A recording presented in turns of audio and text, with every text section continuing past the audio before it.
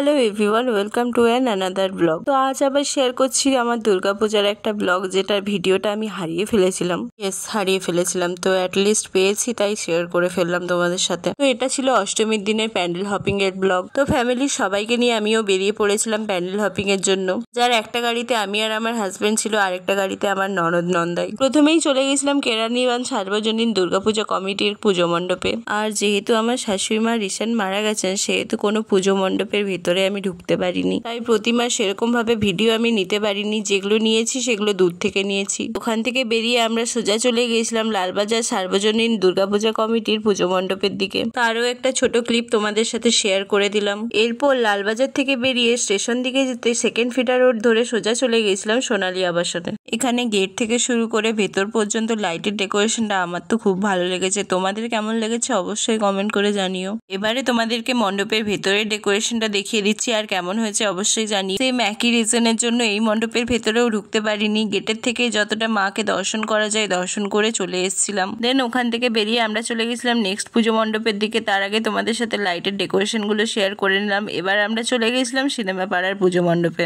এবছর সিনেমা পাড়া একটা ইউনিক থিম তৈরি করার চেষ্টা করেছে, মানে পুজো মণ্ডপটা তৈরি করেছিল সিনেমা হলের মতো। তো তোমরা সবাই দেখতেই পাচ্ছ, যেরকম সিনেমা হলে টিকিট কেটে ঢোকা হয় সেরকম এখানেও টিকিট কাউন্টার তৈরি করা হয়েছিল। আর অনেক রকম নতুন পুরনো ছবির পোস্টারও টাঙানো ছিল। তো এই ইউনিক কনসেপ্টটা কেমন লেগেছে তোমাদের আমাকে অবশ্যই কমেন্ট করে জানিও। এবারে প্রবেশ পথ ধরে চলে যাচ্ছি মণ্ডপের ভেতরে। আর এখানে প্রবেশ পথেও দেখো অনেক রকমের পোস্টার টাঙানো ছিল। আর মণ্ডপের ভেতর ঢুকে গেলে তোমরা হইচই, নেটফ্লিক্স, জিও সিনেমার মতো বিভিন্ন অ্যাপের পোস্টারও দেখতে পাবে। দেখতেই পাচ্ছ এখানে একটা বড় স্ক্রিনও লাগানো ছিল। আর প্রতিমাটাও তোমাদেরকে দর্শন করিয়ে দিচ্ছি। এরপর আমি কিছু নিজের ক্লিপ নিয়ে নিচ্ছিলাম, আর চারদিকটাও তোমাদের সাথে আরেকবার শেয়ার করে দিচ্ছিলাম। আর এই ঘুরতে ঘুরতেই দেখতে পেলাম যে উপরে একটা ব্যালকনি, সিনেমা হলে যেরকম ব্যালকনি এরিয়া থাকে সেরকম এখানে তৈরি করা হয়েছিল। তো সেটাও তোমাদের সাথে শেয়ার করলাম। এবারে বাহির পথ দিয়ে চলে যাচ্ছিলাম বাইরের দিকে। আর বাইরেও দেখো কত রকমের পোস্টার টাঙানো আছে নতুন পুরনো ছবি। তারপর ওখান থেকে বেরিয়ে গেছিলাম বাড়ির দিকে রওনা দেবো বলে। আর বাড়ি যাওয়ার রাস্তাতে পড়ে গেছিল দুটো ছোট ছোট পুজো মণ্ডপ, সেগুলোও তোমাদের সাথে শেয়ার করে দিলাম। তারপর পাড়ায় ঢুকে পাড়ার মণ্ডপটা দর্শন করে নিয়ে আমি সোজা বাড়ির উদ্দেশ্যে রওনা দিলাম। আর তোমাদের ভিডিওটা ভালো লাগলে অবশ্যই লাইক করে যেও। আর চ্যানেলে যদি নতুন হয়ে থাকো সাবস্ক্রাইব করতে ভুলো না। টাটা।